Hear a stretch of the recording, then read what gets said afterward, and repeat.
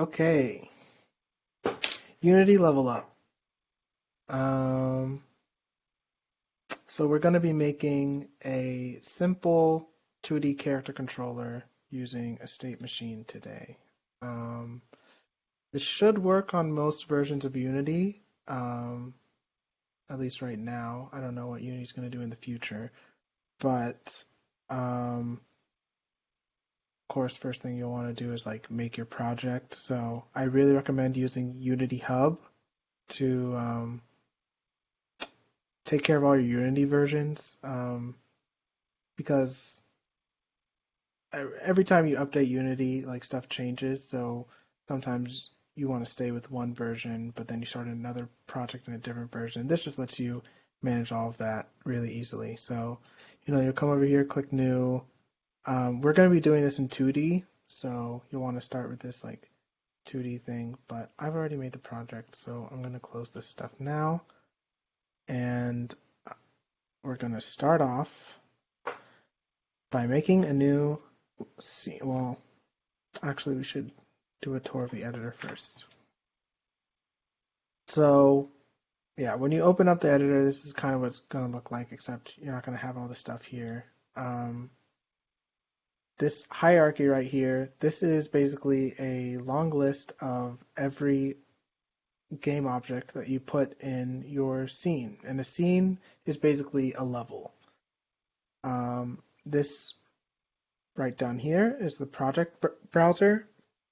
This lets you, this is where you look at all your files that you use in the game. So like your sprites and your scripts and stuff like that. And then the inspector over here on the right side shows you details about the game objects in your world. They have all these things called components, where they add functionality to your game object. So like, right here we have this mesh renderer. This like makes the object visible. And we have transform, which gives the object like a point in space where it's supposed to be. And yeah, this main window right here is your scene view. This is where you can look around your scene, place things, stuff like that. This tab right here is your game view. Your this is what like your game world looks like in the actual game.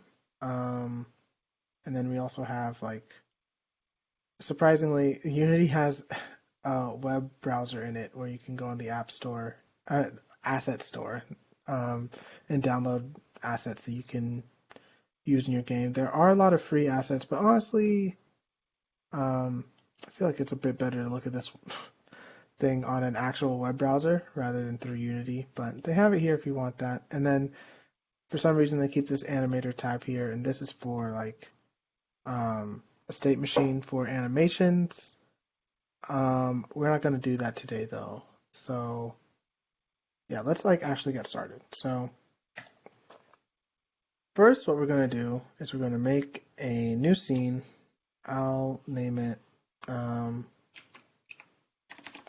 just going to name it Unity Level Up. And then we will go into it. So right here, this little camera thing, this is where your camera is going to be like in the game. So like if we press play right here, we're seeing exactly what the camera is seeing right here. So like if I were to move the camera, this transform right here, I mean you can't tell because there's nothing there, but it's moving. But first, let us make a play space for our character so we can like move around and stuff. So what I'm doing right here, I'm right clicking in the hierarchy. I'm coming down to you could do a 2D object, like if someone gives you like a platform sprite, you could use a sprite to do this, but I don't have any platform sprites on me right now, so I'm just gonna go with making a 3D object because it actually does work. Um, yeah, so we'll just add a cube in here. One thing you want to be really sure about whenever you're working in 2D with Unity is that everything is on the same z-axis. See, right now when I put it in, it was at like -6. That will cause problems later, so let's bring it to 0. Okay, and so this is my favorite mode to like edit stuff with. It's this rect tool up in the top left. Suppose we could look at the other tools too. This is this hand tool. It lets you just like move around. And this move tool lets you move specific game objects around, like this. And then there's a rotate tool where you can rotate stuff around with. And then you also have the scale tool. You can make things bigger and smaller. But if you go too small, then you start like scaling it like past small, and then it starts getting bigger. But yeah.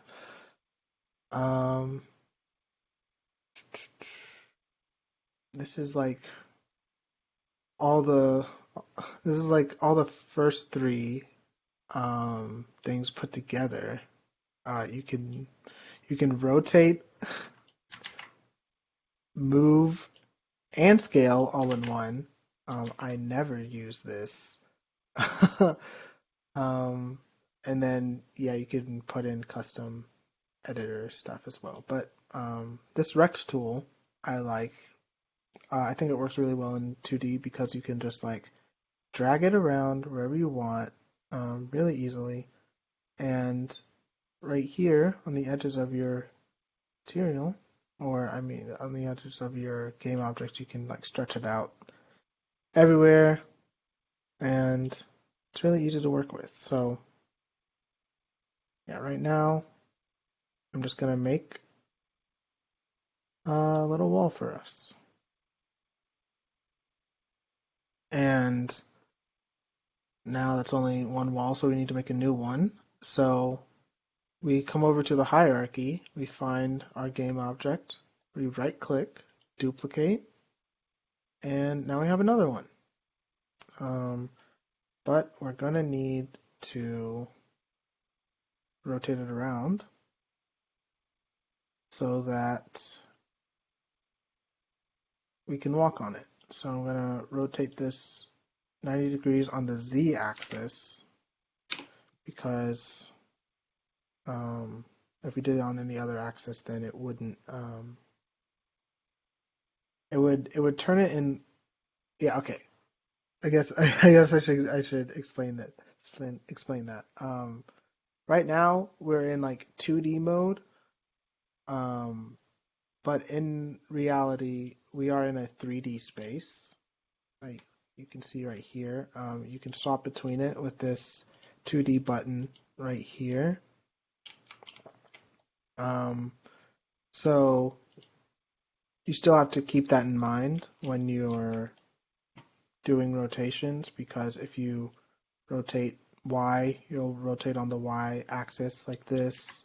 And if you rotate X, you'll rotate on the X axis. But in 2D, you're only looking from this direction, so you have to make sure to rotate on the Z axis. Okay, now we're going to move this around all the way over here. And then again, we can come over here and we can duplicate this wall. Then we can move this to the other side. I'll scale this down a little bit. And we're good there. Second thing we have to do, because we spawned in 3D objects, we have colliders. The colliders for the objects are for 3D, and 3D 3D colliders and 2D objects can't interact, so we'll have to change these colliders on all of these game objects to be 2D. So you can go ahead and in the inspector you can remove a box that box collider, and then it brings up this like context sensitive menu where you can search for box collider 2D, and then you can put that on all of your objects. Go through here, get rid of them, put in box collider 2D, and we're good there. So now we need a player. So you could just use another cube as your player, but I don't really feel like doing that. So I'm going to use this picture of Sonic that I have, and that'll work just fine. Now, you can see the picture's really big, so we can make it smaller with our Rex tool. But if you just click on a corner and you try to move it, it's not gonna like keep its aspect ratio, and so you'll get like Smush Sonic or like Stretch Sonic. So if you hold Shift while you move this, then it'll keep its aspect ratio and it'll look just fine. Okay. Wait, I need some water.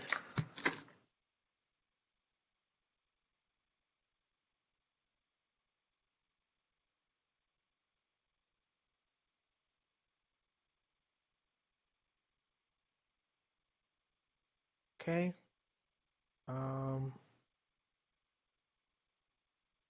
So yeah, I mean, if you press play right now, see nothing happens. I mean, Sonic just floats there, and that's because we need to give him some physics. And thankfully, Unity has a built-in component that can give our game objects physics. It has Rigidbody and Rigidbody 2D. Rigidbody is for 3D stuff, and then obviously Rigidbody 2D is for 2D stuff. So if we put this Rigidbody, oh, I just put it on the wrong thing. I just put it on this wall right here, but so the wall would have fallen if I pressed play. But we want to put it on our player, so we'll put Rigidbody 2D right there. So now, if we press play, Sonic should fall and land, but he does not. He falls through the cube. And the reason for that is probably because, oh, now why is he? Oh, yeah, okay. Yeah, we gave the cubes box colliders, but Sonic does not have a box collider yet, so we got to give that to him as well. Okay, and it'll auto like put it around him, but you are able to edit them if you want. You could like move it in, move it out, but since we're just using this picture of Sonic, it fits around it perfectly. Yeah, we don't need to mess with it. So now if we press play, yeah, he falls and he lands right there. So one thing well actually I think it'd be better if we like try to do it and then see what happens. So yeah, now let's get to some actual coding so we can get Sonic to move. So, oh wait, let me delete that.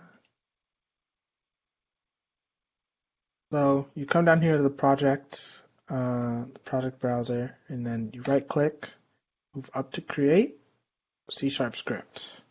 And then you can name it whatever you want. I will call it Sonic Controller. Okay, and then we will open it up.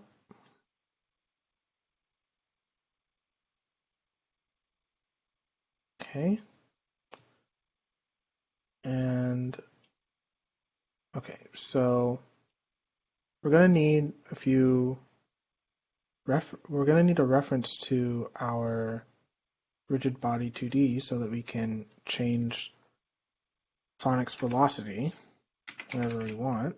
So go ahead, just do private Rigidbody 2D. I'll just call it RB. And this start function, as you see right here, it's called on the first. It's called like before the game even starts, like right before the first frame. It runs this code. So what we need to do, we need to set this rigid body to be this rigid body 2D right here. And how we can do that is, if you're familiar with C#, you can see right here that like Sonic controller inherits from mono behavior, and this is basically a bunch of it's a bunch of code that Unity provides to work with the engine, basically. And we're about to use one of those functions right here, so we can do RB equals get component of type Rigidbody 2D. And so now whenever the game starts, Rigidbody will be set to the correct thing. But now let's start making our state machine.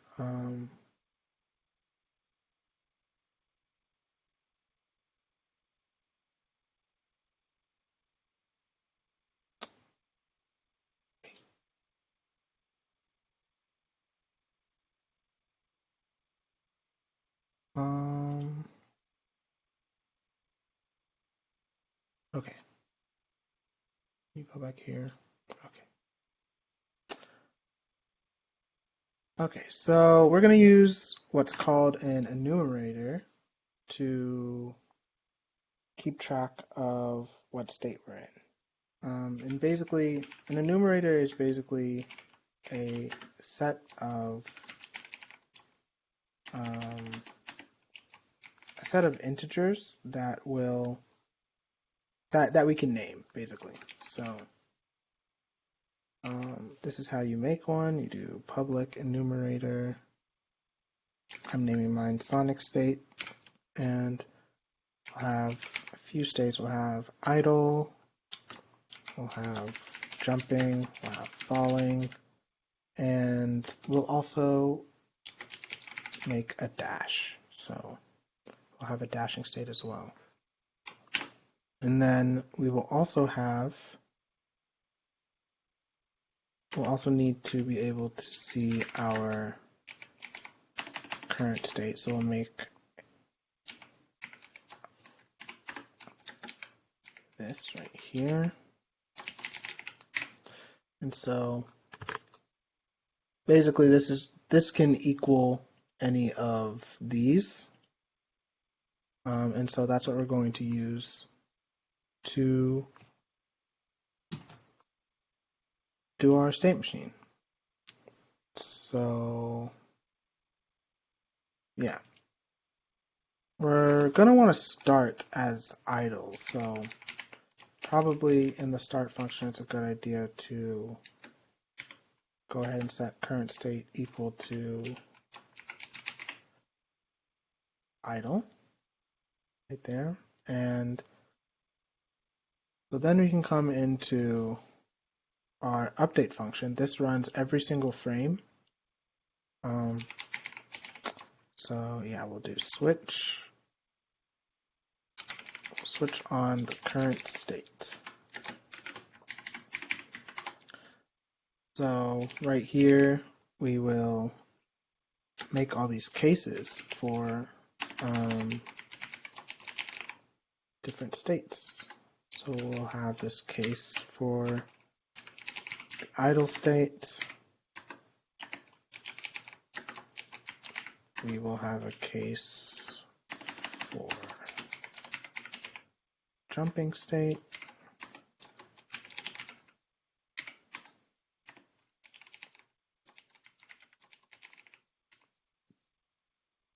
We'll have a state for falling.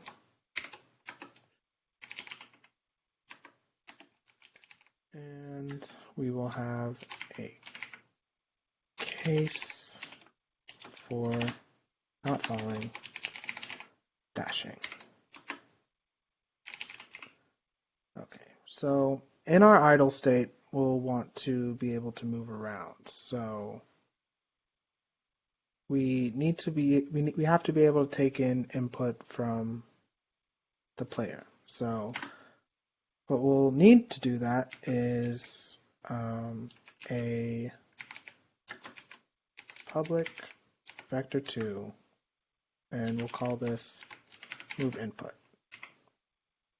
So what this is, a vector2 is basically a way to just group two numbers together. And what we're going to use this vector2 for is holding our input, basically. So we'll assign a numerical value to our input, and then once we have that numerical value for our input, then we'll give that numerical value to our rigid body and make our rigid body move according to what buttons we press. So every frame we'll want to reset our move input. So we'll basically just erase it every time. So make it a new vector2 with 0 and 0. So okay. We will also actually it's a good idea to make things in a way that where you can tweak numbers really easily. So I'm going to make a public float move speed variable, and this will allow us to change how fast our character moves really easily. So okay, so now in the idle state, actually for organization, it is helpful to use functions. So I'm going to go ahead and make this function right here. We'll call it check for movement. Oh wait, public void. It's not going to return anything. And so in this check for movement function, we will check our buttons. So Unity comes with some things to help us with input. So we can do input dot. For this tutorial, we're gonna just like hard code everything to be keyboard inputs, but Unity does have a way to use like controllers and stuff like that. So we're gonna do input dot get key. Now you'll see that there's get key, there's get key down, and then there's get key up. So get key, this returns true if the button that you're giving it is pressed at all, like if it's held or the first time you press it. get key down. This only returns true the first frame that you press the button. And then get key up is this returns true when you release a button. For movement, we want to be able to hold down the button, so we're going to use get key.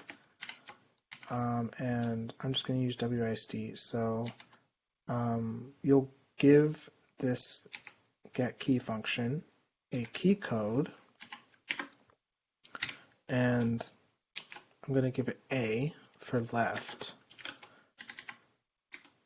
So if you press A on your keyboard, you're going to move to the left. Or you'll want to move to the left. So we'll set move input equal to a new vector 2 with a negative move speed. And we'll want to keep, actually no, just kidding. Yeah, and only moving to the left, we're not gonna move up or anything like that. And so moving to the right will be pretty similar. Wait.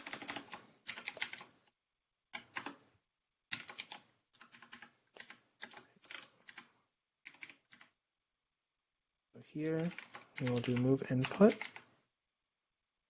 equal to new vector 2 positive move speed 0. And that is really all we need for right now. And right in here we can do check for movement. And so yeah, how this switch case works is whatever current state is set to, it will run that case. So right here in start, we set current state equal to idle. So it's gonna run this idle case every time. So it's always gonna check for movement. But now we need to make another function to actually move our player. So we'll do move, call it move player. So what we can do in here is we can do Rigidbody dot velocity. Its velocity is actually represented as a vector 2. So we will do new vector 2, and then here we'll use our move input, but we only want to use X, or because since we're putting it into because we want to change the X velocity, not the Y velocity. And so we can make the Y velocity stay the same. We can do Rigidbody dot velocity dot Y. And then right here in idle, we can call move player. So now we go and we try. Oh wait. Yeah, okay. Second part. We have to assign the code that we've written onto our player. And so how we can do that is click on your player. You can just drag right in here, and it's here now. You'll see it'll show every variable that's public.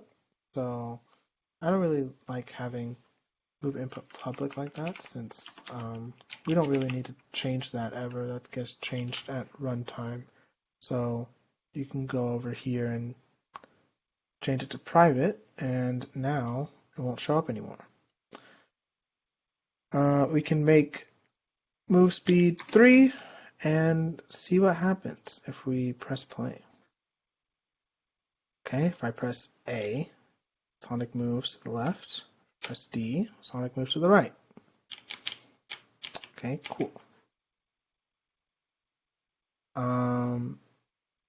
Now let's try to put in a jump.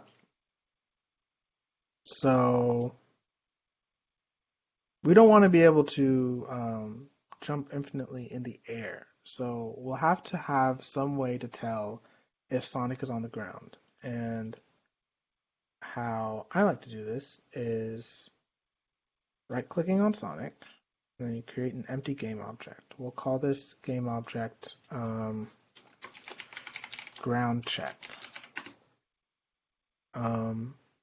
It is helpful to click on this little box right here and click one of these so you can see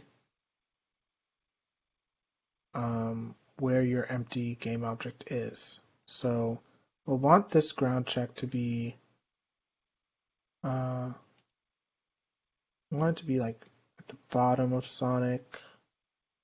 I think maybe 2.4 is a good number. Yeah, that's like right at the bottom of the sprite, so I think that'll work.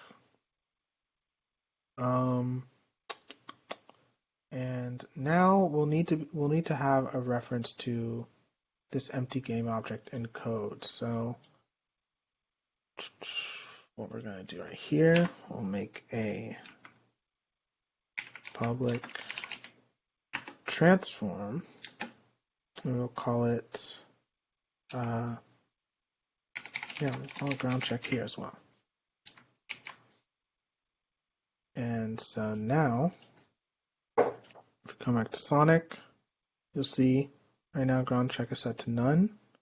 But we can set it to ground check by coming over here to our ground check in the hierarchy. You can pull, drag, and drop it right in there. So now we have a reference to it. So now we can move on to the actual logic of figuring out whether or not we're on the ground. So we'll need a Boolean, which Boolean is just like true or false, basically. Really helpful for doing logic. So we'll call this Boolean is grounded, and yeah, okay, so in update, every frame will set is grounded equal to physics 2D. We're about to use a function that Unity gives us. It's physics 2D dot overlap circle, and we'll give it ground check. We'll give it the ground check's position to start from. And then it also needs a radius, but as I said before, it's nice to be able to change stuff like this on the fly, so we'll make a variable called check radius so that we can set how far, how big the circle is whenever we want. And you'll see right here at the end, it's talking about a layer mask.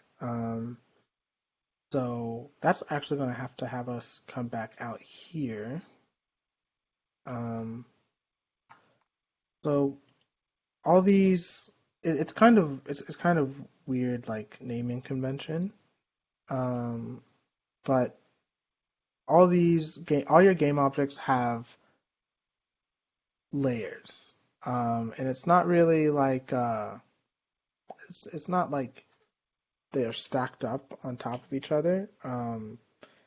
It's more like a way of differentiating game objects from each other. So you can actually make a lot of them. I'm not sure exactly how many we can make, but 31. apparently you can, well, not exactly 31 since it blocks off some of these for you, but yeah, as you can see, ground is already made here, but not, yeah, how you get to it, click layer right here, add layer, type it in there, and then now you have your new layer. You just go through all of these, set them all to ground, and yeah, you are good now. So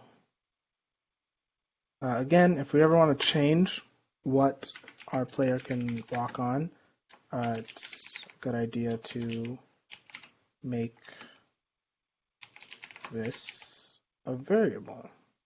So we'll make a layer mask called what is ground. And then when we come in here, we can put that right there. Okay. And yeah, okay. So right now check radius set to 0. That means it's not going to draw a circle. You don't have to have check radius be that big. 0.1 works pretty well. And now the cool thing about layer mask is that you can set multiple things. Yeah, so if you wanted to be able to walk on water and ground, you could set water here and ground like that, and then everything would be fine. But we only want to walk on ground, so we'll set ground right there. Your components actually update in real time in the game, so we can see if we make Sonic fall. Yep, grounded is true, and I want to see it one more time. When he's in the air, it's false the whole time. So watch this while he falls, and then as soon as he hits the ground, he becomes grounded. Okay. So let us make a jump now.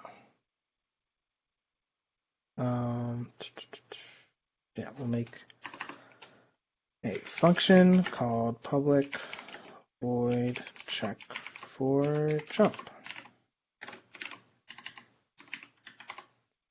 So we'll make it spacebar. So we'll do if input dot get key down, because you don't want to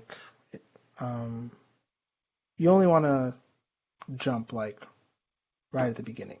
So we'll use get key down for this. Make it spacebar. So we'll do get key code dot space.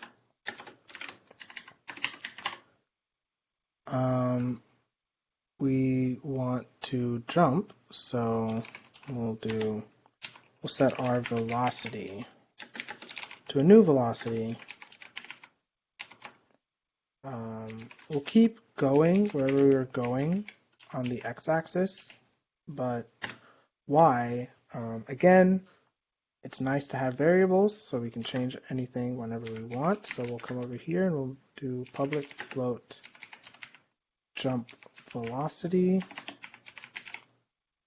And for later, we'll also have a min jump velocity, because this will help our jump feel better later, but we'll get into it real quick.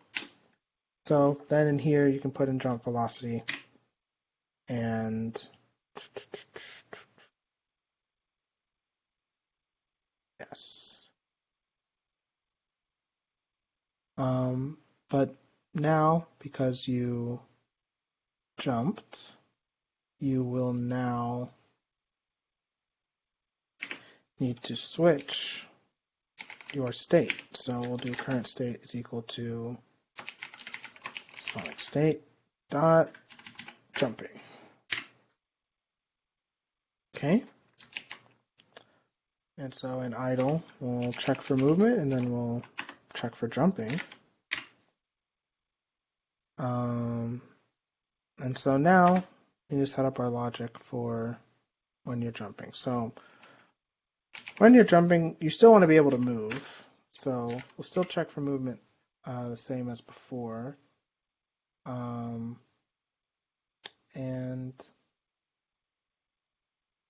so here we get into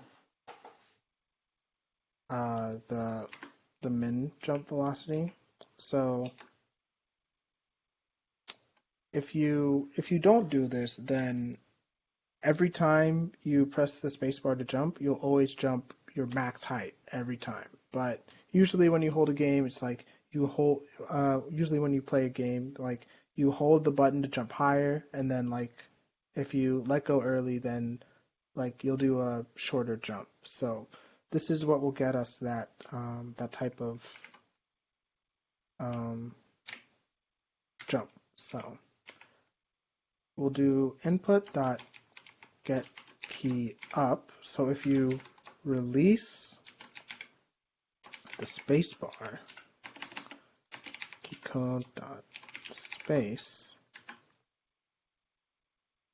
and your velocity is higher. Oh, velocity dot y. Your velocity dot y is higher than 0. Then what we're going to do is we will set our rigid body velocity equal to a new vector 2, and we'll keep going wherever we were going on the x-axis, but then here on the y-axis we'll set it to our minimum jump velocity. And then we can change our current state to dot falling.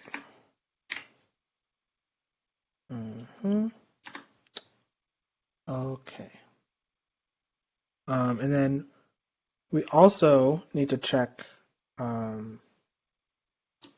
if we're falling. So because you could hold your spacebar the whole time,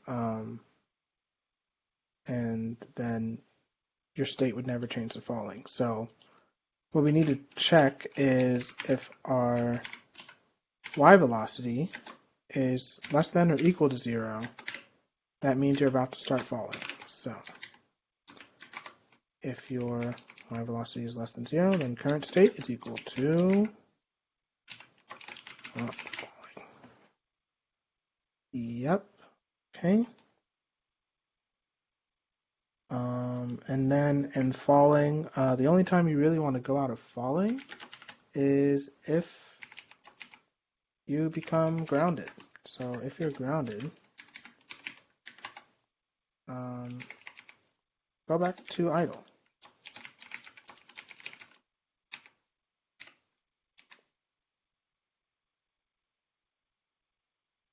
Okay. Oh wait. Also, when you're falling, you do still want to be able to move. So still want to check for movement.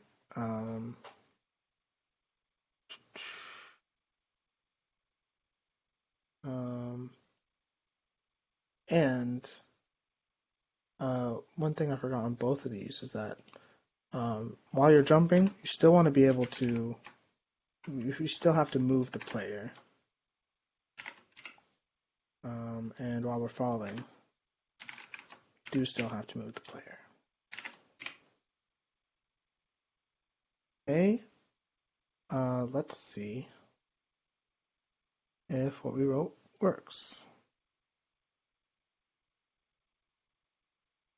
Okay, still move around. Jumping does not work though.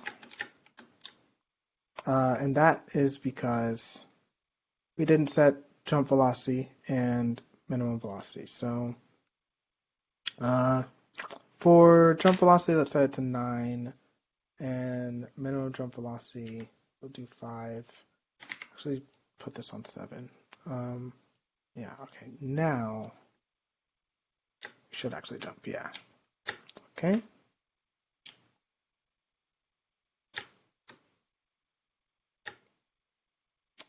He's kind of going up even higher whenever we let go. So I think that's happening because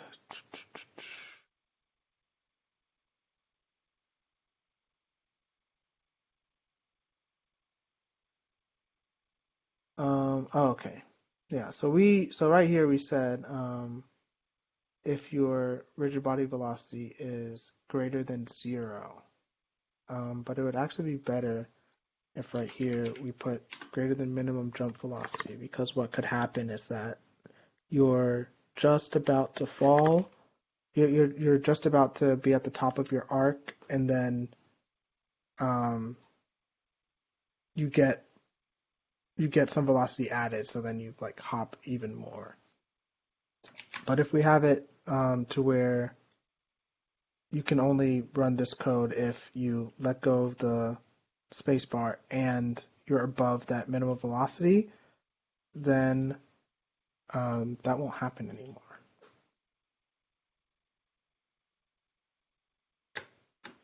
So yeah. Now Sonic doesn't do a little hop at the end of his jump. And if I tap, you'll see I do a much smaller jump than compared to when I hold. Okay. So yeah, last thing, let's make a dash. So how we're going to go about making this dash is we're going to apply a velocity onto our player for a certain amount of time. So we're going to need a few variables to do that. How I usually like to do this is I make like a dash time variable, and then we'll have a dash timer, and then we'll also have a dash speed. Now the reason why I have this dash time and dash timer is because, well, we can actually go ahead and we can make this dash timer private. This dash time, we'll set this to be like however long we want, like 1 second, 5 seconds, whatever we want. And then this dash timer is what we'll actually subtract from to tell the time. And then we can refresh the dash timer with the dash time whenever we need to. So in start, we'll have to make sure that dash timer is set to whatever dash time is. And now we can go into making our dash. Oh, but one thing, we want to be able to dash in both directions. So it's helpful to make a little boolean for your direction. And we'll say that moving to the right is true and moving to the left is false. So right here in our check for movement function, if you are moving to the right, then direction is equal to true. If you're moving to the left, then direction is equal to false.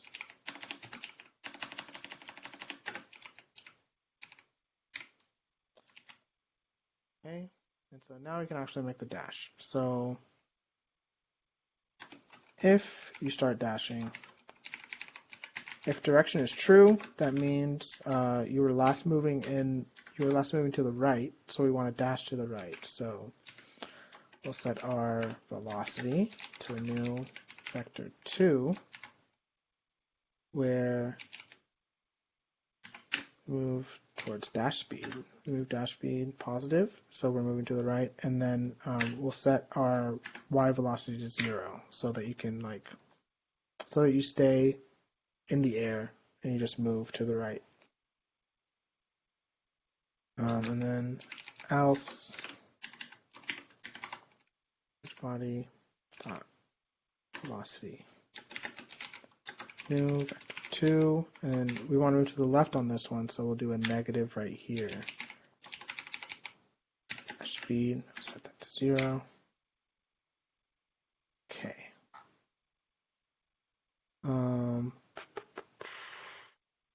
And so here we'll want to decrement our dash timer.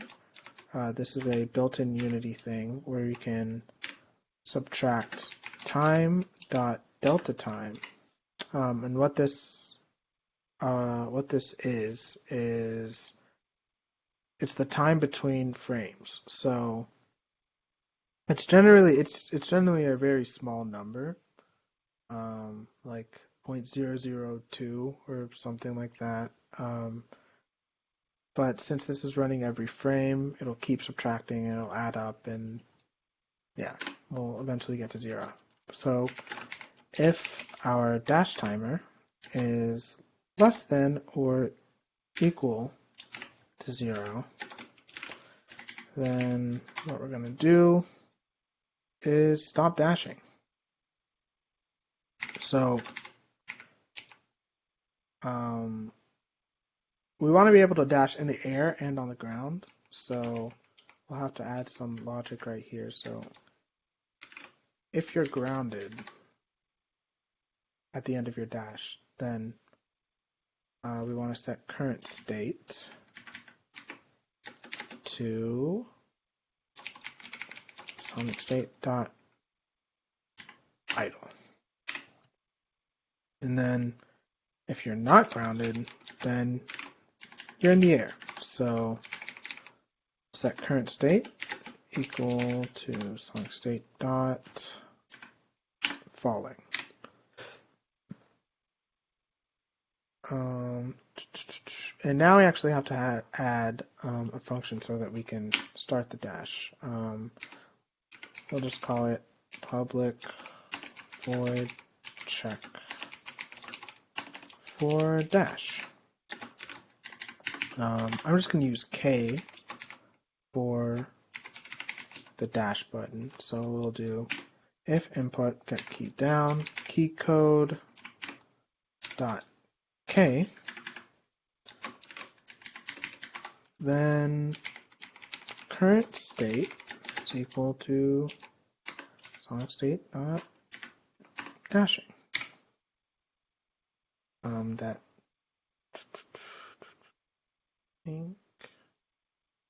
oh yeah, we have to remember to refresh the dash timer right before we go into the dashing state. So yeah, we reset the dash timer and then reset the current state to dashing. So when do we want to be able to dash? Well, we want to be able to dash in idle state.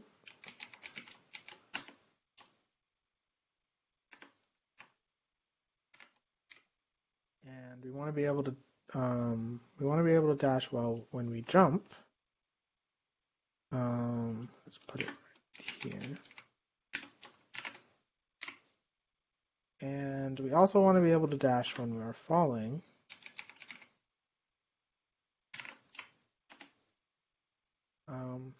We don't need to dash while we're dashing. That would be weird. So I think that will complete our dash, but I may have forgotten something. We will see.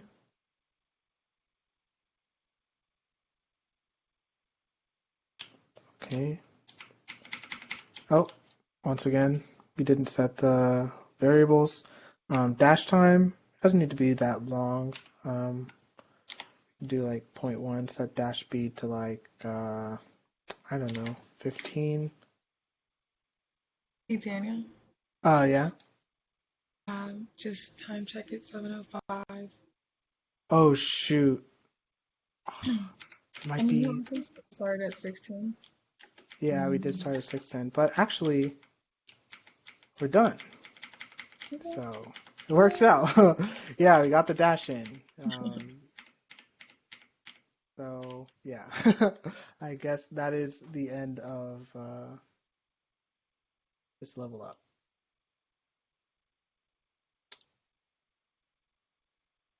That was literally perfect timing.